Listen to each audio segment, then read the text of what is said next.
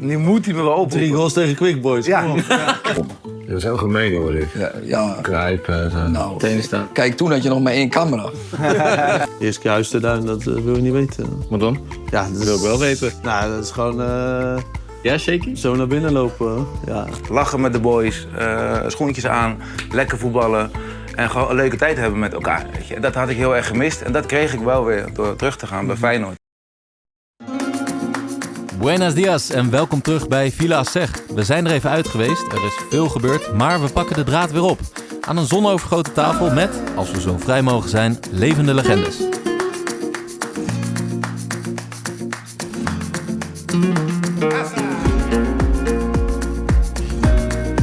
Welkom bij een nieuwe aflevering van Villa Zeg.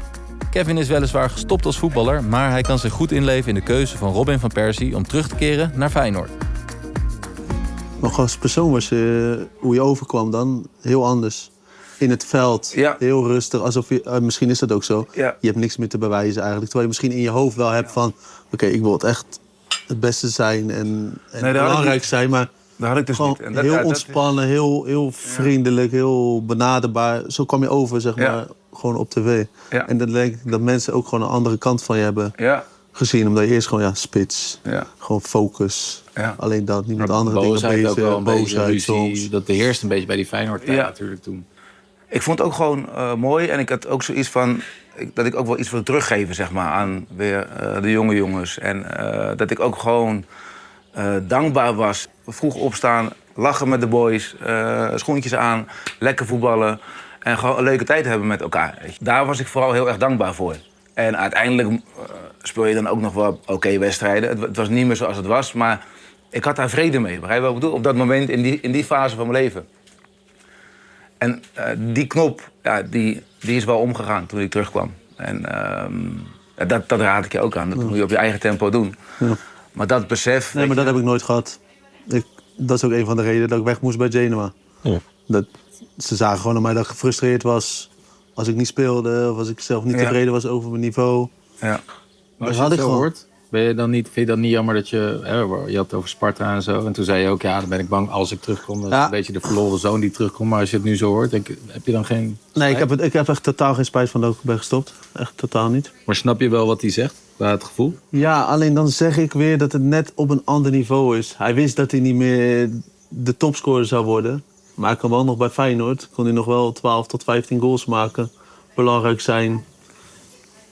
Ja, plus ook bij United is natuurlijk topscorer geworden, kampioen geworden. En dat is misschien dan de frustratie die jij hebt, dat je dat net niet meegemaakt hebt door die blessure. Ja, Want dan is het ook makkelijker om af te schalen, snap je wat ik Ja. bedoel? Als je het allemaal hebt gehad. maar af en toe heb je ook een bepaald pleziermoment nodig. En als spits zijn is het gewoon simpel. Dat heb je veel vaker als je een goaltje maakt.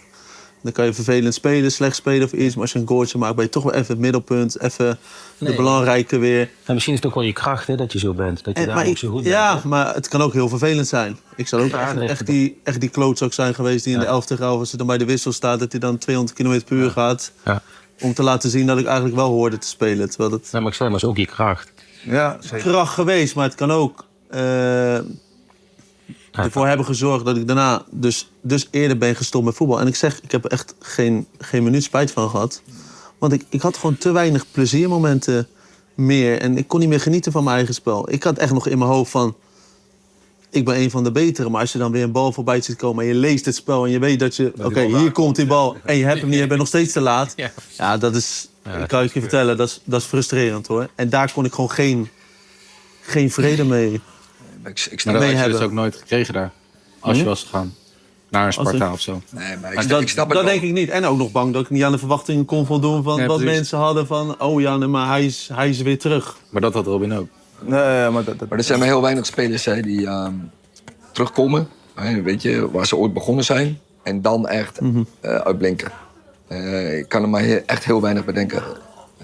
Die echt weet je, aan een verwachting voldoen. Dat is wel echt een risico. Ja. En wat jij zegt, van, dat jij misschien toch een bepaalde rust in jezelf had, omdat je alles hebt gewonnen.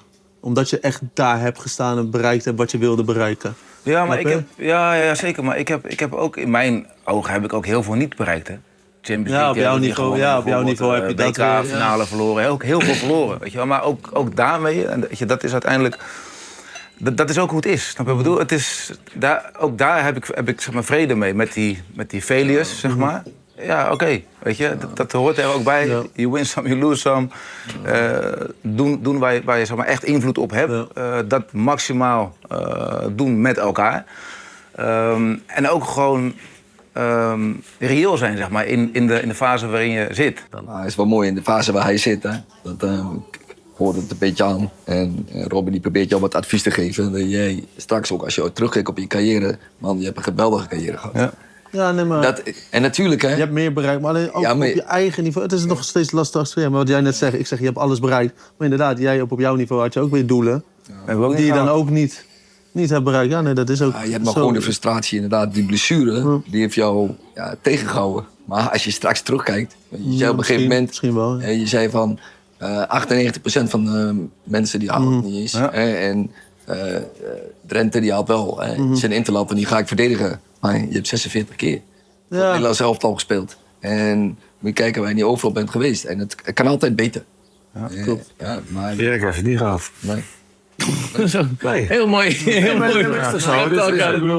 Nee, Nee, maar ik zei ook wel eens tegen Kevin, als je nu naar een amateurclub gaat en je legt een jongetje van 12, leg je neer Sparta, FC Utrecht, PSV, AS Roma, Olympique Marseille en 46 wedstrijden in het Nederlands elftal. Ik denk 100% van de jongetjes Zij zouden voor tekenen. tekenen, die springen een gat in de lucht, man. Ja, maar ik vroeg hem misschien ook wel. Ja, Had ik dat ook maar dat gedaan? is toch Alleen- raar? Nee, dat is niet raar. Nee, maar je gaat je Nee, doelen wel maar- bijstellen, toch? Maar kan je dan niet meer terug naar dat moment als, weet ik veel, 10-jarige dat komt Kevin? wel. Ja, dat denk ik ook Nu, wel. nu nog niet. Ik denk Nu dat nog wel. niet in ieder geval. En misschien heb ik mezelf een soort verdedigingsmechanisme om het zelf maar voor te zijn. Ja, een soort schild. Om het zelf maar voor te zijn. Want het is gewoon heel simpel. En dan kunnen mensen me anders hebben. Nee, Ik dat heb is gewoon jouw beleefd dat ik de laatste jaren van mijn carrière... dat het gewoon steeds minder. En dan kan je alles de schuld geven. De trainers snappen niet dit. Maar als je uiteindelijk Dan steeds gaat op het de niet om bank je terechtkomt... blessure. Dan gaat het niet om je blessure. Uiteindelijk is dat wel Nee, dat is wel de de trigger. oorzaak Jawel, maar dat voel je niet zo. geweest. Nee, want zelf Nee. heb je gewoon zoiets van... ja, luister, ik doe er Jij alles deed aan. er en je echt wil- werkelijk waar alles aan wat Ja. je maar kan doen. Hè. En Van- natuurlijk kan je daarna zeggen van... ja, maar je hebt inderdaad, je hebt alles aan gedaan. Je had ook niet meer uit kunnen halen. Alleen om dat zelf te accepteren. Als mensen zeggen, ja, je bent niet meer de oude stroomman. En dan ging ik een volle bak tegenin. Van ja, maar hoezo niet? Hoezo niet? Ja. Weet je, en toen kon je nog compenseren. Maar daarna, ja, dan leert het wel een beetje accepteren dat je minder bent. Maar omdat je steeds weer een stapje omlaag gaat. En dan word je weer belangrijk binnengehaald, speel je. En dan kom je daarna steeds iets vaker op de bank te zitten. Dan ga je naar een andere club, speel je, belangrijk. En dan doe je steeds minder aan. Merkte jij het ook aan Kevin in die tijd bij het Nederlands elftal dan? Nee, maar ik heb Kevin meegemaakt in zijn topjaren. Ja, het is 13 en... Ja. Ik heb hem alleen maar top meegemaakt. En ik weet nog met Bert van Marwijk, die was helemaal wild veel. Dat is echt... Louis ook, toch? Ja, Louis ook. Ja, dus ik heb hem echt in zijn topjaren meegemaakt. Vond je het leuk om samen te spelen? Ja. Ja? Ja, maar als je met de beste... Ik kwam net na dat zij de WK-finale hadden verloren. Mhm. In die cyclus kwam ik erbij. Richting het EK van 2012, wat wat minder is verlopen. Maar nee, maar toen zat ik nog... Tijdens de WK zat ik nog in de Jupiler League met Sparta. 5 maanden. Moet je nagaan. En toen daarna ging ik naar Utrecht en toen kwam ik na 2 maanden kwam ik bij het Nederlands elftal. Samen met Luc de Jong kwamen wij er Ja. toen bij. En toen was het niet zo bij het Nederlands elftal van een paar goede wedstrijden en je komt tegelijk bij. Nee, toen was het echt een vaste groep. 2, 3, hooguit 3 spelers veranderden dan in zo'n cyclus. Maar voor de rest was het gewoon echt een vaste kern. En dat je daar dan bij, ja, de eerste keer huis te duin, dat wil je niet weten. Wat dan? Ja, dat wil ik wel weten. Nou, dat is gewoon Ja, shaky? zo naar binnen lopen. Ja. Maar echt naar de grote snijder, de grote... Ja, maar tuurlijk. Dat waren jongens die daar stonden. maar dat merkte ik waar nooit bij jou, iedereen Dat wilde... merkte ik nooit. Ik vond je altijd hartstikke nuchter en altijd jezelf.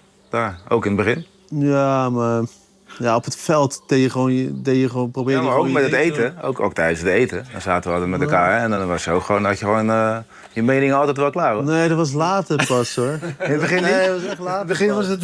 Ja, in het begin zo. Wat je snel eet. Ja, Oké, gewoon je eigen bord. Nee, dat was later pas. Want ik weet ook dat we een keer nog een discussie hadden Ja. over iets of zo. Ja, Het ging over Feyenoord en PSV. Volgens mij PSV Feyenoord. dat weet ik nog goed. Het ging over, toen was je het niet eens met mij. Het ging, het ging over het budget per team.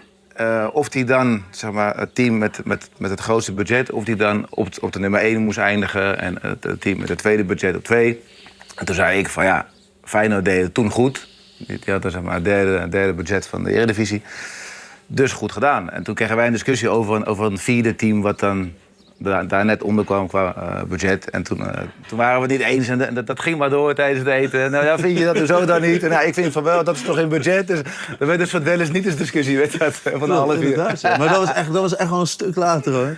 Oh ja? Een stuk later. Ja, dat was niet in mijn eerste week zelf, hoor. Ja, klopt. Gelijk heb je. Nee, maar dat was wel mooi. Want hij zegt, ja, daar ben ik het gewoon niet mee eens. Weet je? Want er spelen gewoon veel meer dingen spelen er mee... om uiteindelijk te bepalen of je derde of vierde of tweede moet worden. Klopt, zeg. Dus weet je dat nog? Ja. Dat vond ik wel leuk. Maar kan jij ook herinneren hoe hij zich... Zeg maar, hij zegt shaky en zo. Heb jij dat ook gehad, de eerste week?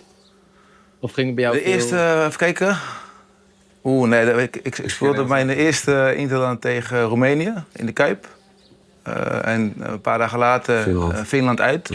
Viel ik in, allebei een kwartiertje. Finland uit tegen Roemenië miste ik een grote kans, een 1-op-1. Daar was ik echt zo ziek van. In mijn eigen Kuip, zeg maar. Dacht ik, ja, dat was zo'n mooi verhaal geweest. Dus daar baalde ik zo van, jongen. Echt. En toen Finland uit viel ik in. 2 assists en een doelpunt. En toen dacht ik ook van, oké, dat is prima. Goeie binnenkomen. En ik zit er nu wel bij. Maar toen zat je al bij Arsenal? Toen zat ik bij Arsenal. Ja, Arsenal erop zitten. En toen moest ik meedoen aan zo'n stage tegen Quick Boys. Maar ik had het gevoel dat ik al eerder erbij had moeten zijn. Dus ik was heel erg gretig, zou je het kunnen noemen. Echt 0 geduld. En Marco riep me maar niet op, Marco van Basten. Dus ik denk, iedere keer met Jong Oranje mee. En Macedonië uit met Jong Oranje, dat soort wedstrijden. En, die had ik op dat moment wel gezien. Want ik begon ook meer te spelen bij Arsenal. En toen mocht ik komen voor die stage. En dan moesten we een paar dagen meetrainen met 40 man. Dat was een heel grote groep. En toen mochten we oefenen tegen Quick Boys. En toen scoorde ik een hat-trick tegen Quick Boys. Ik zeg, En vroeger ging het nog zo, dus daar ging Marco alle namen op noemen. Dus Marco die had dan al die waslijst na die wedstrijd. Van die spelers die mogen blijven en die andere spelers die vallen af. Dus dan ging je gewoon, als je mocht blijven, dan had je eventjes een dagje vrij. En dan mocht je dan de volgende dag weer melden. En die anderen die gingen gewoon naar huis en die hadden vakantie. En wij gingen dan tegen Roemenië en tegen Finland spelen. En ik dacht, als hij me nu niet oproept, weet je...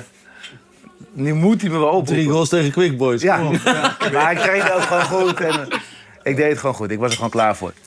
En ik was zenuwachtig, jongen, toen. Echt. Ik denk, nee, dit kan echt niet. Dit kan niet. En toen riep hij mijn naam van. Robin mag blijven. Hoe oud was je? 20? 20 jaar? 21. En dat was echt wel een heel mooi moment. Toen dacht ik nog van, het zal toch niet dat hij me niet oproept. Dus toen was ik... Finland was je er ook bij, ja. We kenden elkaar helemaal niet. Dat was wat toevallig bij. Helsinki. Nog voor de verkeerplek. Dat is wel komisch, ja. Maar toen dacht ik, jezus, wat een spelers, hè? Ja? Ja. Maar toen was je nog geen spits? Nee, toen viel ik in als rechtsbuiten zelfs, volgens mij. Of linksbuiten. Linksbuiten, ja. Nu weer? Maar die eerste fase ben je dan wel zenuwachtig, uiteraard. Want dat weet je wel, er was jongens van Nistelrooy liepen daar al rond. Weet je nog meer? Makai, volgens mij dat soort jongens. Dus zeker wel. Maar dat is ook logisch, dat als je net nieuw komt bij het grote Oranje, dat je dan zenuwachtig bent, toch? Ja, jij ook? Ja, jawel. Ja, dat is toch logisch. Ja. Nou, ik weet Ja, maar als je iets nieuws moet in het leven, jij was toch ook zenuwachtig voor deze... Ja, dat kon je heel erg zien. Voor je eerst optreden. Ik vond je heel erg... Dat heb ik nog niet gehad. Er komen 3 mensen. Ja. Thanks man, thanks Bob. Voor naar huis. Nee, maar wat ik wel mooi vond was dat je net tegen Kevin zegt, Erik, van trots en dit en dat. Terwijl vorige keer dat ik jou vroeg van ben je tevreden? Dat je zei, ik ben nooit zo snel tevreden. En dat ik zei FA Cup, 3 landstitels. Dan zei nee.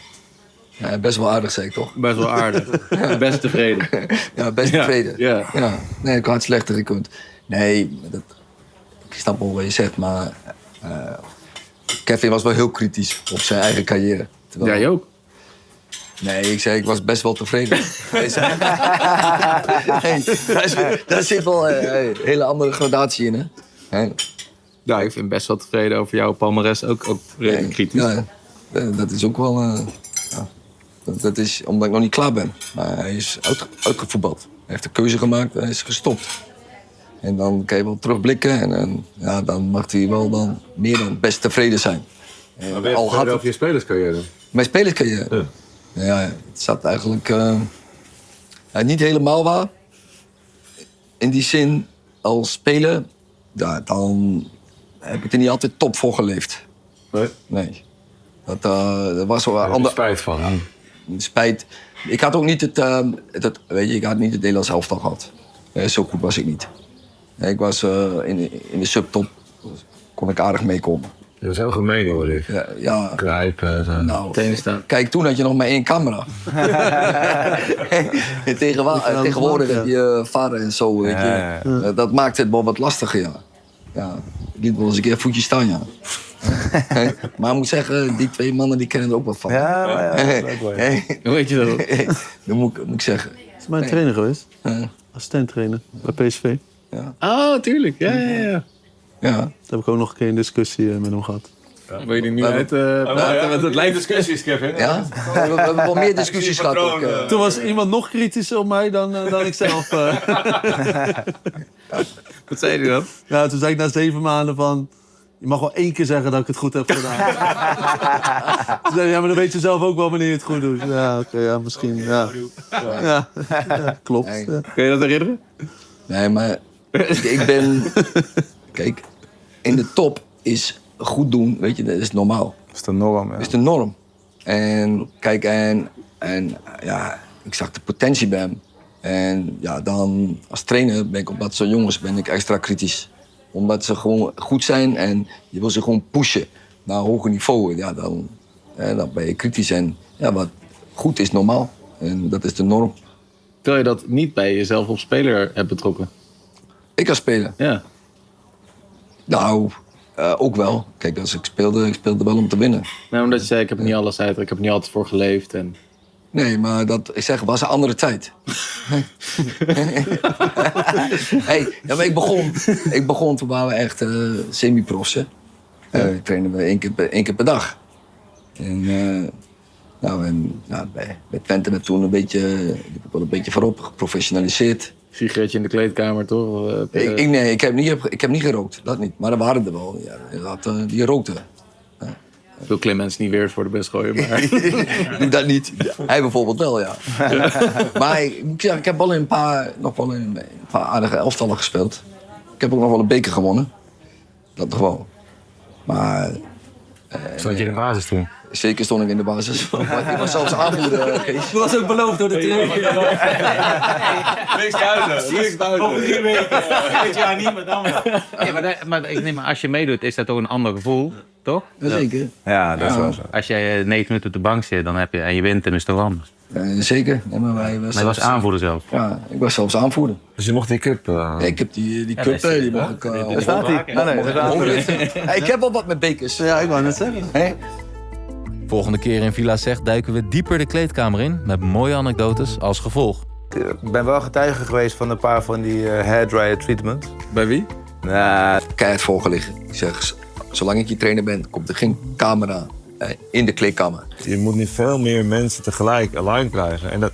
En toen was het al moeilijk, hè? Dus En dan zei hij tegen een speler wat. En die kreeg gewoon van een 18-jarige speler kreeg hij gewoon terug, hou je bek.